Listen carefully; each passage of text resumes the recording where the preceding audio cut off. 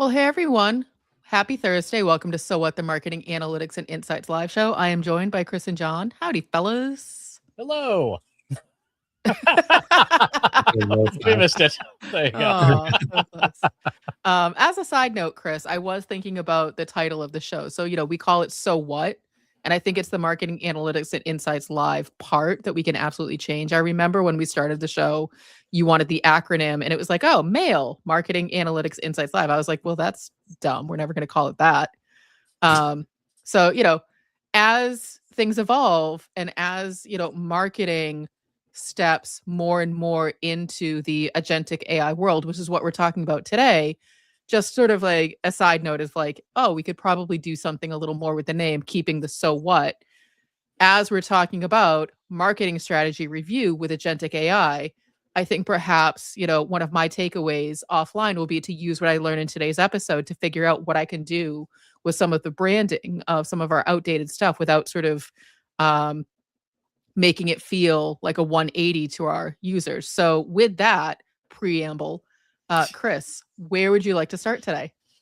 So this is part 2 of last week's episode. Last week we talked about how do we prompt agentic AI, and you can go see that on our YouTube channel for if you missed last week. And we talked about this also on the Trust Insights podcast, In-Ear Insights, which you can find at trustinsights.ai/TI podcast. And so agentic, for those who missed last week's episode, is really about being good at delegation and good at project management. If you are good at those two things, you're going to be great at using agentic AI. If you're not good at those things, this is a great time to get started.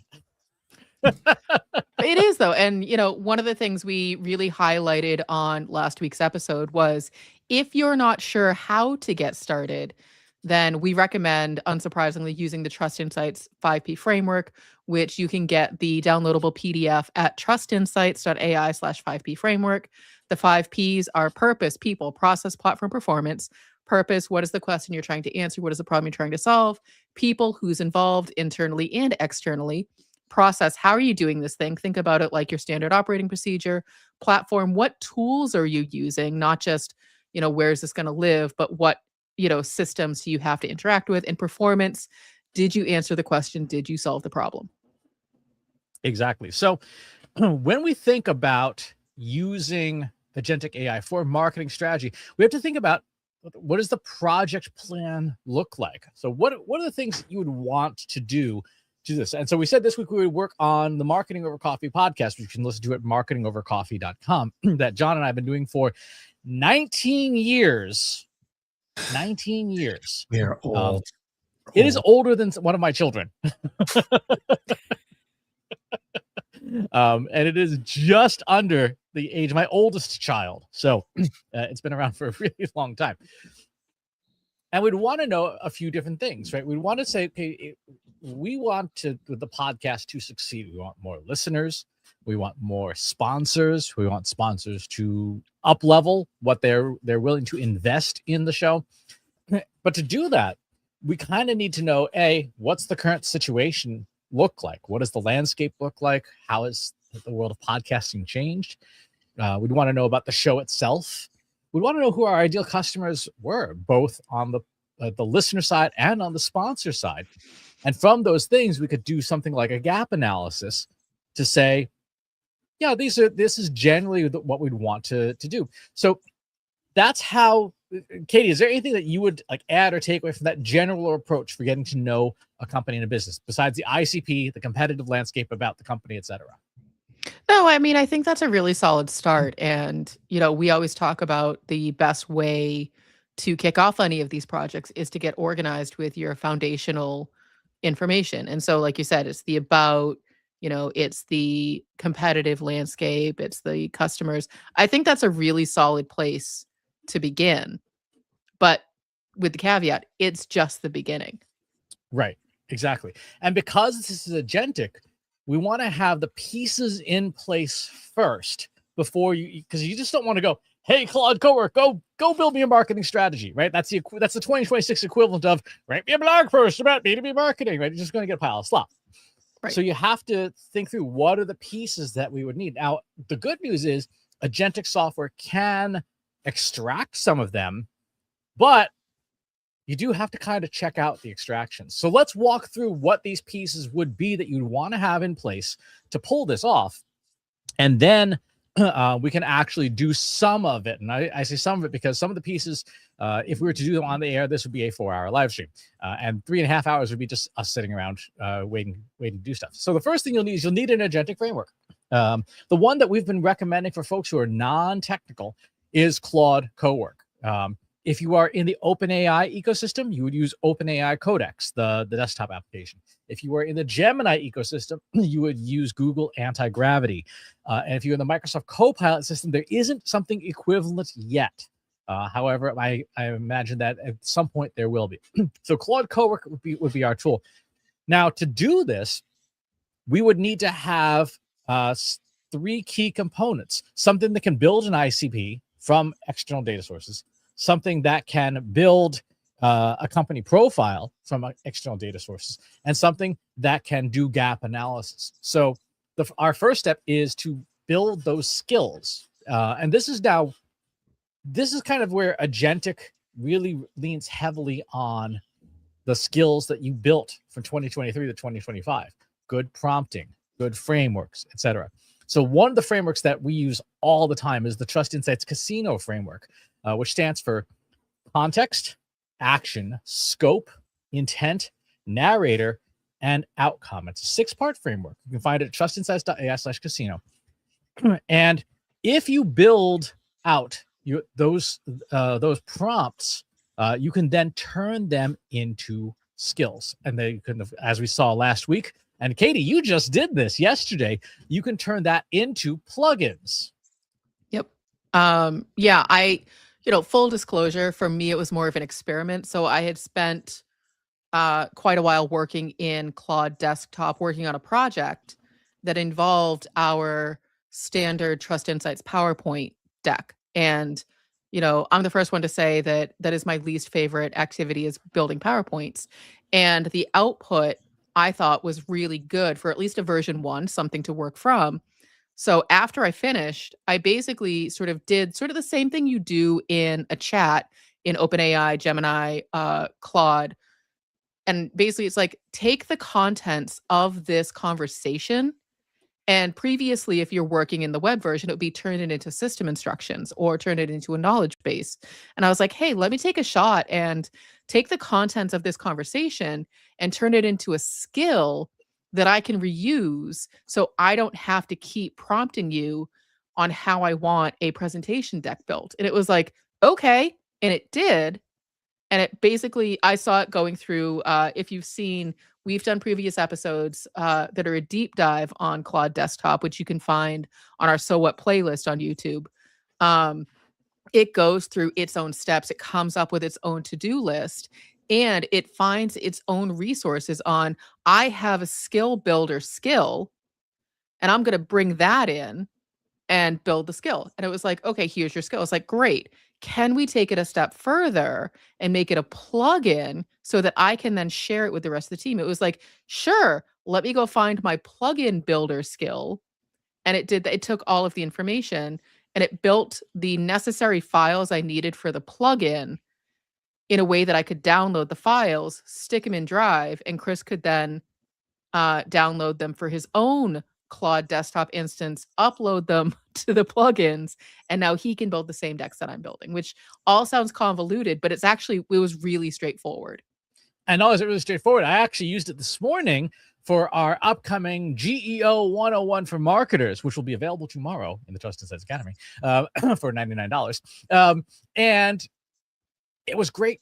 It worked perfectly. It came up with a really terrific framework for me. I put the slides that I wanted to keep the certain way in, and I was done in 15 minutes. I took a slide deck that was kind of janky and rough around the edges yesterday and turned into something really polished today. I was able to revise it in 15 minutes and get ready to get rolling. So let's take a look at what some of those ingredients might be. The first thing would be the prompts. Like, this is our strategic blind spot analysis. It's just the casino framework saying, hey, here's the context, audience, scope, intent, and so on and so forth, to do blind spot analysis, to do strategic profile analysis, and of course, doing exactly what you said, Katie. I turned them into a plugin. And so that plugin now exists inside of Claude Cowork, and it comes with 3 different skills: the gap analysis skill, the ICP builder skill, and the strategic profile skill. And yes, Katie, as I know you're going to ask, this is available in our internal company Google Drive so that you can install it. I will be installing it post haste. Exactly.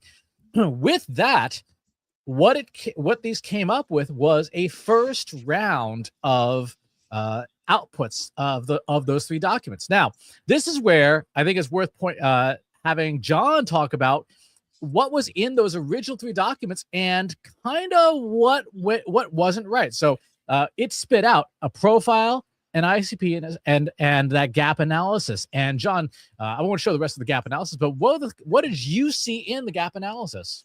Yeah, it was like I was in full panic mode. I was like, "Oh my god, this is ridiculous." There were a bunch of things. One was just all of the basic strategic gaps that it found, and there were a bunch of things on there like, yes, and we were not doing a good enough job on this. Like, this needs to be fixed, that needs to be fixed. There's a bunch of stuff in there. But then on the other side, there was a bunch of stuff that I knew is, it had pulled the information from the internet, but I knew that it wasn't true. It's like the one that comes to mind, an easy example was, it said, hey, you need to be doing XYZ because this person does this and he makes 1.3 million annually because of this. And I know for a fact that guy is like looking for returnable cans on the weekend. Like, there's no way he is making $1.5 million on anything. And so, and then I was like, oh my God, we're going to get on the show and it's going to be like beat on marketing over coffee and me like complaining about all these hallucinations that I have a problem with and beating it to death. And you guys like walk me back off the ledge of like, well, look, this is how this actually works is, yeah, we realize that this stage is going to be absurd and we handle this in private. This is part of tuning and the process. And it's even great because we just had to talk through them and you're able to grab the transcript and use that to train the model again to correct all that stuff that was in there. And that was bizarre. And yeah, one other hilarious story was I was going to at least come up with a phony name to talk about people. And even with the phony names, I'm like, oh, wait, people are going to think that's that person. I can't say that name. Like, we have to come up with something very neutral. But so, yeah, that was the whole process of going through that and kind of figuring out, what's the reality and what is stuff that's actually being done wrong on this side. And then what are, the hallucinations or stuff based on the internet, which, everybody's lying on the internet. Exactly. And so one of the things that we used for that was our fact check skill, which I am very happy to announce. And Katie, this is going to be a bit of a surprise for you. We're going to give this away. We're going to give this fact check skill away. And you can get it at trustinsights.ai/fact check skill. This will bring you to our Thinkific Academy where you can get the download for free. It is free. However, I am absolutely 100% going to try and sell you our courses after you download it for free. Fair enough. Fair enough. What the fact check skill does to what John was just saying is it takes the transcript and it takes internally provided documents and says, okay, I've got the rough drafts, I've got the transcript, I've got web search tools. I'm now going to reconcile and check every claim in the original documents. And what you'll see in some of the outputs from this, it will say this claim is completely ungrounded. This claim is partially grounded. This claim is, here's the source, the URL that corroborates it. And so it's an incredibly powerful tool. And you can use the fact check skill in Claude Code, Claude Cowork, and Google Anti-Gravity. I also want to go ahead, John. Well, I was just saying, there's just one thing I wanted to ask you about because it came to light as part of this. As far as like what's fact and not fact. So for people that don't know, 19 years ago, we would actually go to Dunkin' Donuts and record and do that. Well, we stopped doing that long even before the pandemic. I mean, the dirty secret is like we haven't been in the donut store in over 12 years, and yet I've never gone on record saying that we've stopped because I love that part of the legend and the story. So all of our websites still says, recorded in a coffee shop. Well, so now it comes up here and it's like, hey, you need to bring in the cameras next time you go to the coffee shop. And I'm like, well, no, we don't go to the coffee shop. But so what's what happens with this kind of stuff that it is true still on the internet, even though it doesn't match the outside world?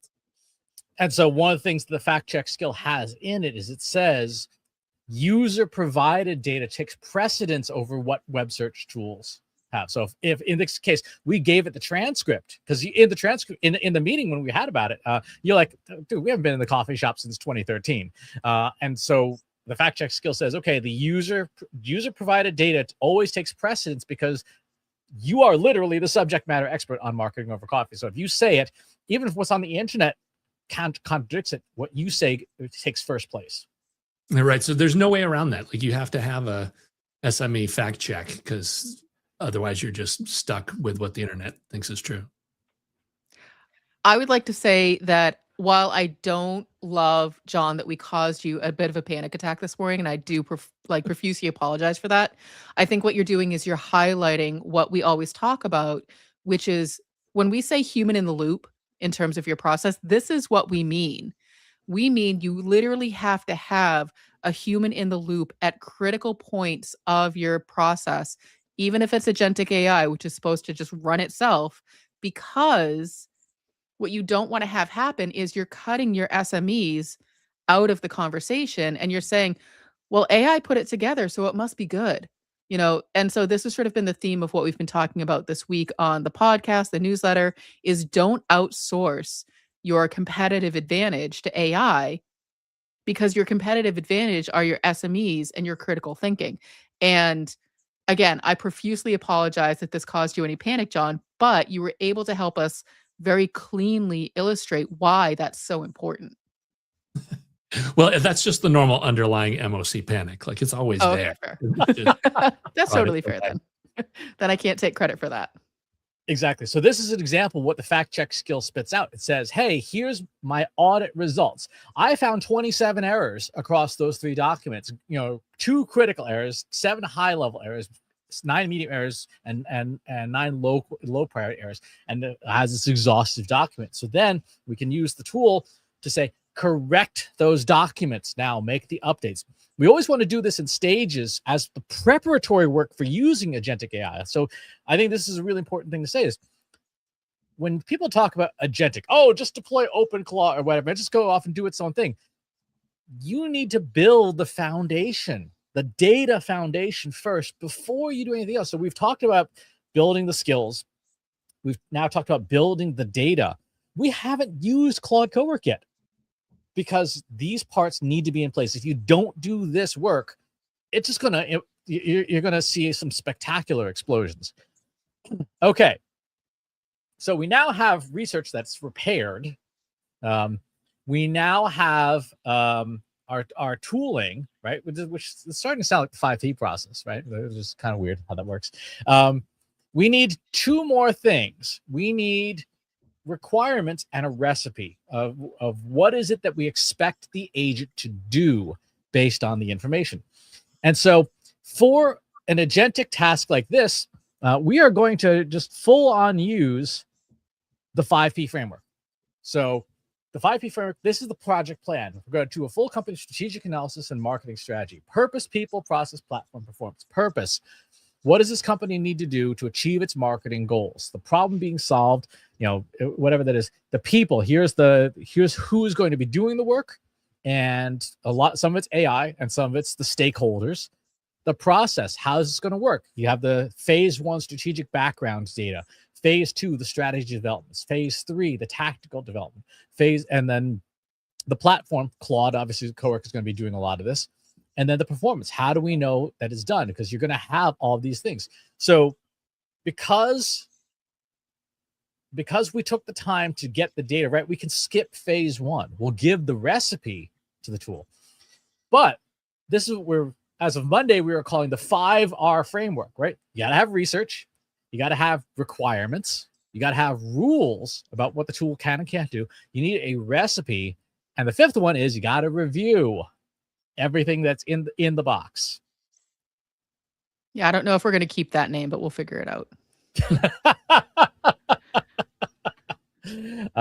So let's go ahead and I'm just going to save this. We'll call this recipe MOC review, and let's bring it over into Claude Cowork. I'm going to give it the 3 final documents that we have all fact checked and processed. I'm going to give it the review instructions.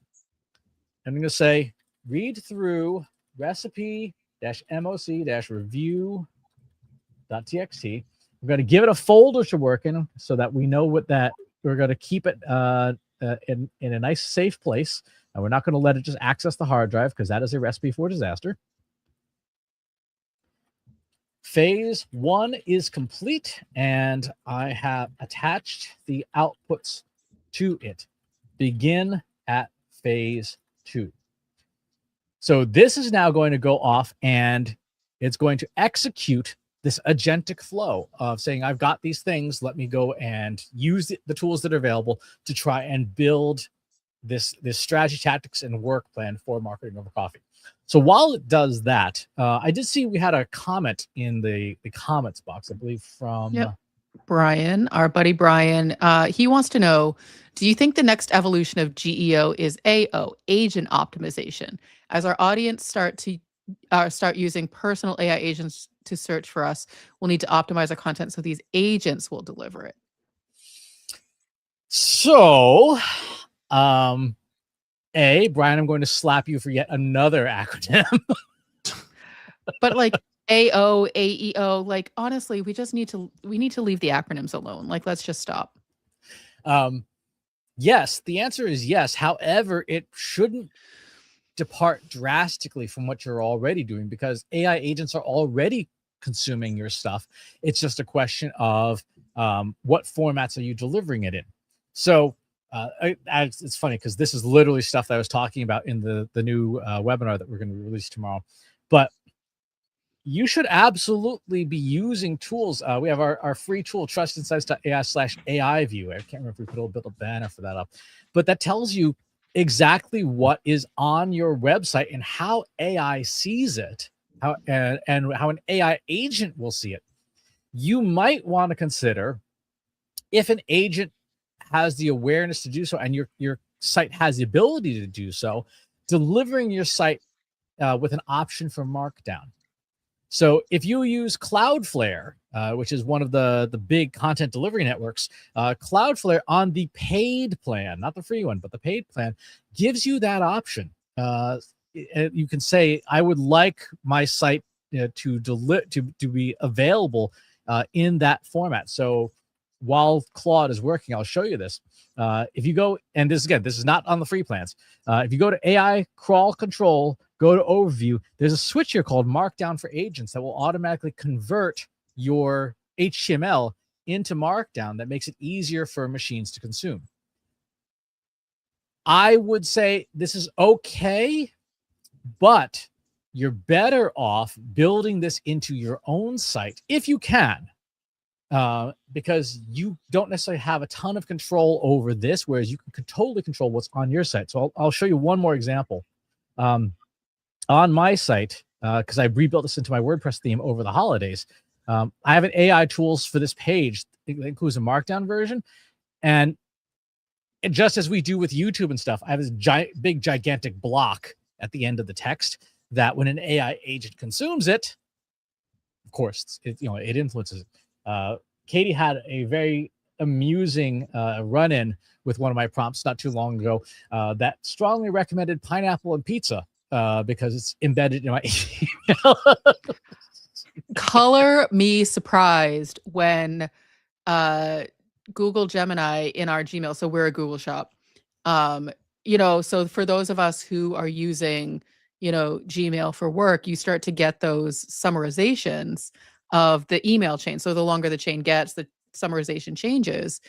And I was looking at, a series of emails, and the summarization said, for me, as an action item for me, Chris recommends that you put pineapple on your pizza. And I was like, what in the fresh heck is happening in my email inbox? And so what Chris does is he puts Easter eggs, for lack of a better term. I think that's something that a lot of people understand. He puts Easter eggs for AI view. So, machines that are pulling data from that to see where it's coming from. It's sort of like the old, you use a fake name when you sign up for a subscription so that you know who's like pulling your data, but you put in the white text at the bottom of your white email so that the humans can't see it. The machines can read it though, because it's text. They're not looking for colors. And so that's sort of the story there. I was like, why are you recommending that I put pineapple on my pizza in the middle of this very technical discussion with clients? Yep. Because the version of Gemini that does summarization in Google Docs and stuff like that is the Flash non-thinking version. So it is, as a result, it is a fairly dumb model. It's extremely fast and it's inexpensive to operate for Google, but that means that it can be hijacked. And by what the technical term is called prompt injection is what that is. And so I'm injecting my love of pineapple on pizza to everybody who gets email from me. How about though, as far as, I don't know, from everything I've seen, your activities, which we would call geo today, all fall under AO. I mean, what would there be that would be specific that only agents are going to run into that's not, already just part of optimizing for LLMs? That's the thing, is it's not significantly different. The only thing that you might be able to do is you might have more prompt injections in your content to direct agents where you want them to go. And certainly things like having, so this is a big one. If you do not have good internal linking on your site, you run the risk of the model just coming in and grabbing something and not necessarily grabbing related content. So you might want to think about revisiting your internal linking strategy so that when it comes in and pulls, an episode of Marketing Over Coffee with Seth Godin, the other 9 episodes with Seth Godin are linked up, and that way it can grab additional context and be extra useful to the visitor. So those are the big things. Here's the biggest thing of all, though. You've got to make your site lightweight. Google recently announced, as of a month ago, that they will only crawl the first 2 megabytes of data from your site. So that includes your style sheets, your images, etc. If your site is so top heavy with extra junk that you fill up that 2 megabyte window before it ever gets to the content, Google will essentially see your site as a blank page because it will stop crawling. And so if you were to go to your homepage, right, go to like a trustinsights.ai, and if you were to go into the view source mode to see what's in there, look at all the extra scripts and things that are running and say, how much does this consume when it's calling all these scripts back and forth? If Googlebot comes to my site and starts grabbing it, how long does Googlebot have to wait before it gets to the actual content? And think about your WordPress theme or whatever that you're using, your CMS. Maybe think about slimming that down. And if you see this and want an audit for yourself, contact John Wall at trustinsights.ai/contact. Exactly. Okay. So Claude has gone through, and with that corrected data and with all of the instructions, the recipe, and the skills, it has come up with, this is the Marketing Over Coffee revised strategy. Now, we have not had a chance to review this because it literally just made this. It says, the commercial opportunity is larger than any prior point. U.S. podcast market advertising is big money. The competitive window for AI positioning is still opening. So there's an opportunity for us to be a part of that space. The distribution infrastructure, the big thing is this, and we saw this in the first versions. We got to start putting show episodes on YouTube. That's it. Like, you could condense this entire document down. Like, that is one of the big 3 things that it says repeatedly do. Go and make sure that it is on YouTube. YouTube is the largest podcast engine on the planet for discovering and making sure that your stuff is there. So go and do that. It says launch immediately. Do that, and then consider doing content atomization.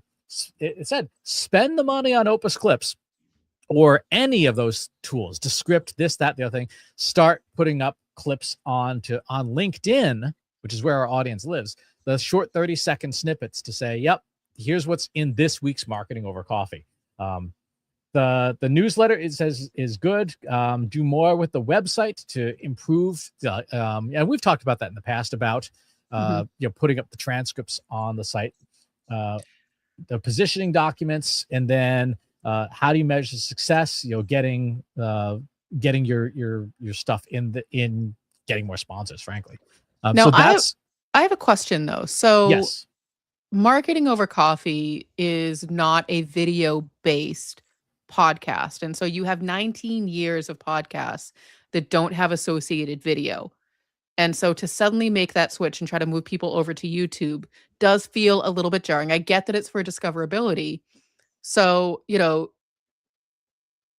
in an effort, so let's say, I was the one who was responsible for this. I'd be like, well, not only now do I have to edit the audio, but now I have to edit the video as well. Is it enough to just grab a couple of 30-second clips to promote the show, put them up as shorts on YouTube? And does that count? Or would someone need to create a whole Marketing Over Coffee YouTube channel and post the entire episode? Because I feel like that's two different things. It is, but the general best practice, at least from the landscape, and we saw this in the research documents, is to have both. So you have full episodes and promotional shorts because they're seen by different audiences. Which I get, but I'm talking about practicality and resource time. Mm-hmm. And so if forced to do one or the other, would it be enough for someone to just do the shorts without having the full resources or time to edit the video for an entire episode and then also get that up on YouTube? Because you can pull a short from any, part of the show if you're recording on like a StreamYard or whatever it is you record on, but then you don't have to edit the entire video. You can just pull a couple of interesting snippets as promotional and discoverability.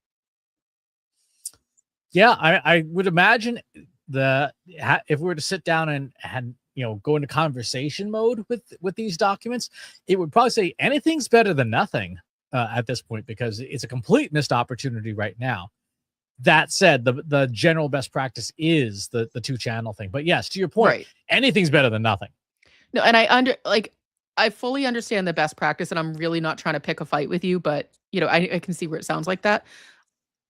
Best practices are great, but only if you have full resources and time and bandwidth to execute them. And so from a realistic standpoint, just sort of thinking like, okay, yes, those are the best practices, but in reality, what do I really have time to execute against? Yep. One of the options which you do see, particularly older podcasts do, is programmatically take the MP3 and basically put it against a video loop, so that there's a video image, but it really is still just the audio. So you don't have to record video, particularly for the past 800 episodes that we have. Right. You can go and create basically what is those things? What headliner makes them? Audiograms of just some looped video. I actually was playing around with that over the holidays, and I think I've got it to the point where a piece of Python code can take a 10-second loop of an espresso machine pouring espresso and then basically extend that and then just place the audio track underneath it.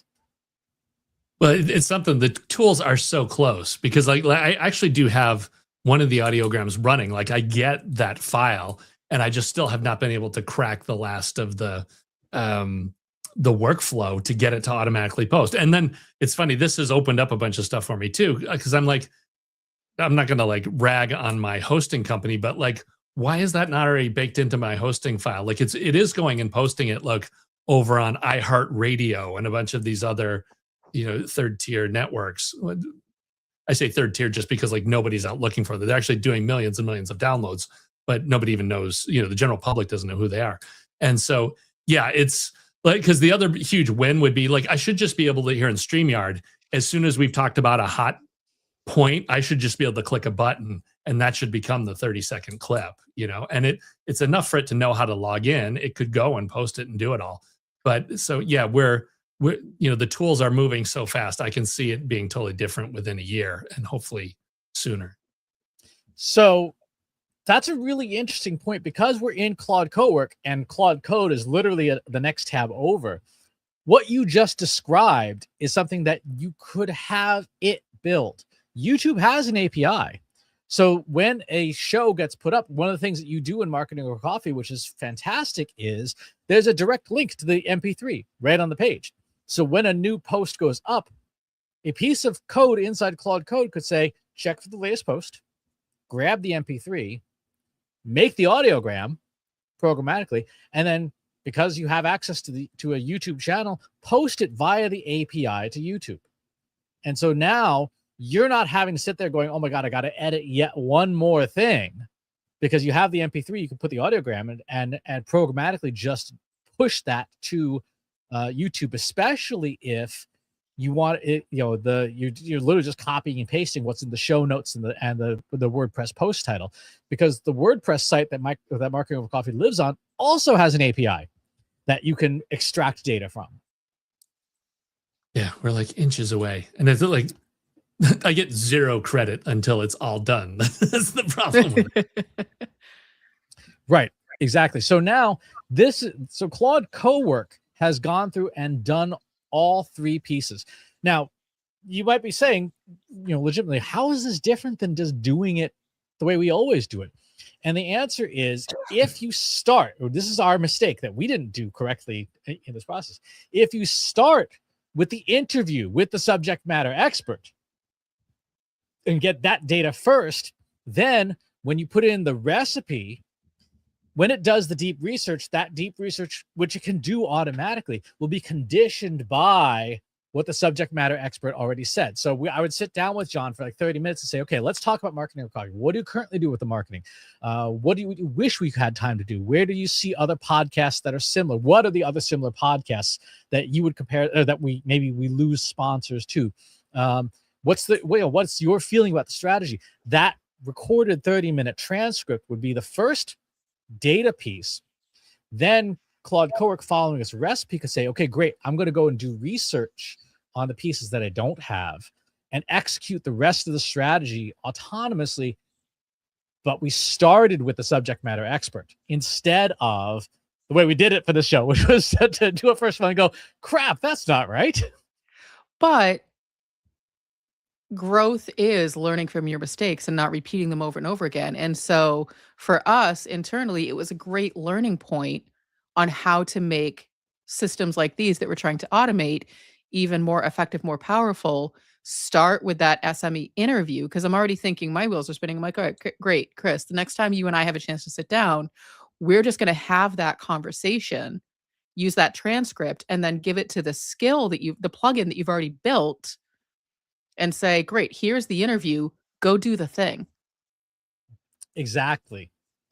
So, and that's what makes this agentic, because once you have the infrastructure, once you have the 5 R's, now you can do it over and over and over again, and you don't have to have the conversation every single time, because the agents will go and do that thing for us.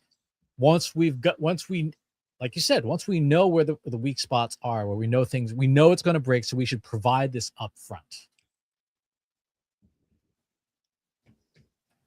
What do you think, John? Was that as painful as you thought it would be? I still have to edit today's damn show. There's that human in the loop. Exactly. The human beaten in the loop. No, it's cool. This has been a great exercise, though. And that's, I don't know. We're just, the tools are moving at such an insane, and I don't want to undersell too, because I've been in the loop on these PowerPoint decks.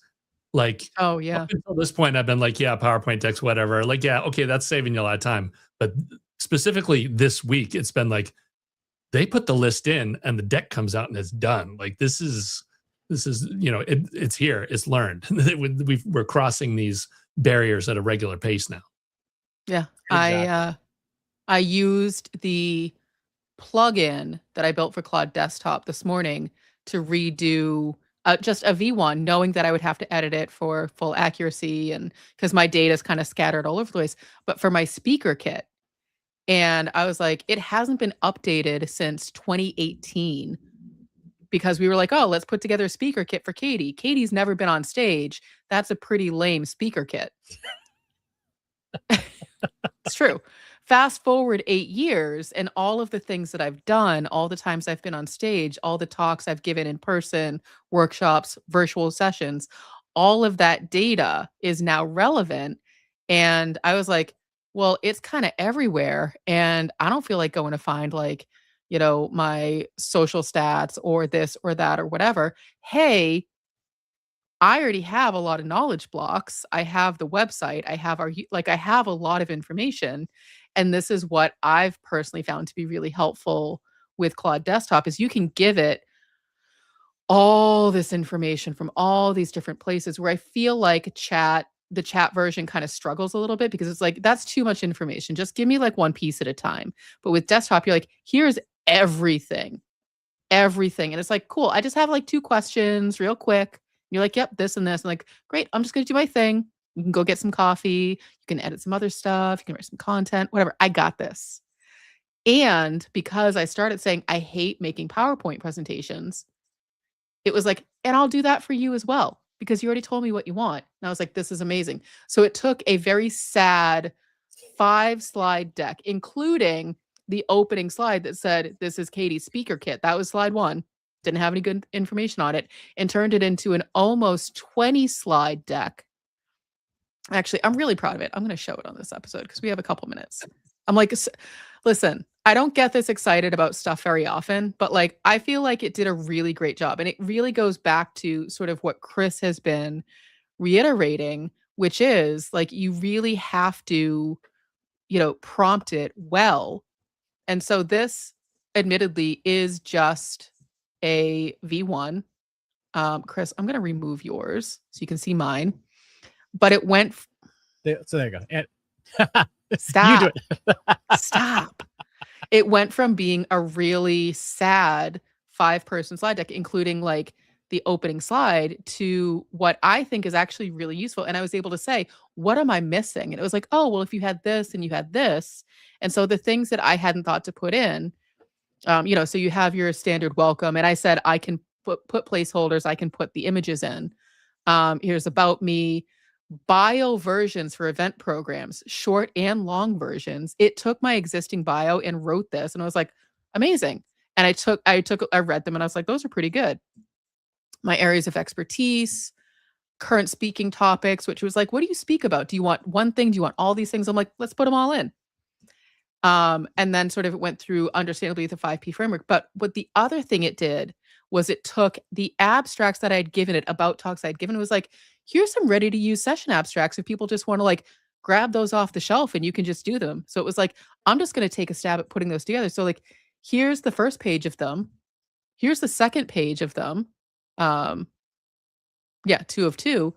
And then it's like, hey, what else has Katie done that would show that she has authority as a speaker? Oh, hey, she's developed some courses. You can check those out. And this data needs to be corrected, but like, here's some of her select speaking engagements that like, if any of these things resonate with you, you probably want her to do it as well. And I just really liked how it came out. Like, I didn't say format it this way, do this. I was like, I need a speaker kit. Here's my lame one. Can you make a better one? I gave it a little more than that, but it took like session rating and feedback from materials I'd given. It was like, yeah, let's highlight that. And then let's go through and do this. Probably why I'm on such a high today. It was like, let's find all the nice things people say about you and put that in there too. So there's like 3 pages of, great things that people say about me. It was probably why I'm so excited about this. But then there's also your standard reach and audience metrics, which, it was like, do you want me to get those or do you have them? I was like, I'll fill them in later. And then it was like, okay, and let's also, what you don't have is placeholders for your speaking reels and videos and things that actually demonstrate that you are generally pretty articulate as a person. And so I can put those things in. Some photos and media assets, if I have those, event logistics, which people like to know ahead of time. And it's like, great, how do you find me? Let's work together. This, I set up in Claude Desktop this morning and walked away from it.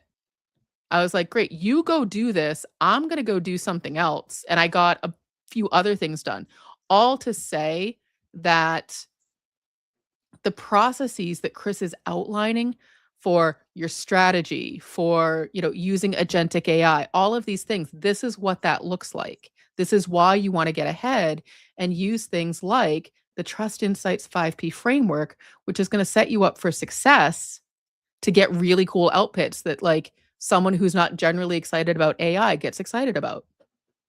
Exactly. Brian was asking which version of Claude did you do that? It was Cowork, right? It was Claude Cowork Opus 4.6. Yes. In today's smartest models, so GLM5, Opus 4.6, Codex 5.3, all are not only tuned for agentic use, meaning that they're good at operating agents, but they also, Opus in particular, and this is kind of weird, is starting to exhibit judgment. You're starting to look at some things, go, hey, by the way, you didn't include this, and you probably should have. Or what about this? Or do you want me to do this? Whereas previous models would say, I understand the task, I will go and do the task. Opus in particular, and Sonnet 4.6 as well, is starting to go, you might want to think about that a little, which is a kind of weird thing for a machine to exhibit those characteristics. Mm-hmm. Yeah, it's interesting. Well, it's very simple actually for it to find outliers, but yeah, to say something about it, that's crossing the line. Yeah, it is starting to exhibit, that beginnings of judgment. Now, to be clear, so that no one's confused, they are still not sentient. They're still not self-aware. They still have no actual autonomy. They are not alive. And the current architectures, they will never be alive. So there's no monster living inside the machine, but it's not a living, breathing thing. No. But know that the capabilities for it to start to express judgment are there. Don't be surprised when they do, and be ready to push back on it and say like, no. So, in what we did prior to the show with the review with John, it's like, no, machine, this is not how this is going to go. This is going to go differently.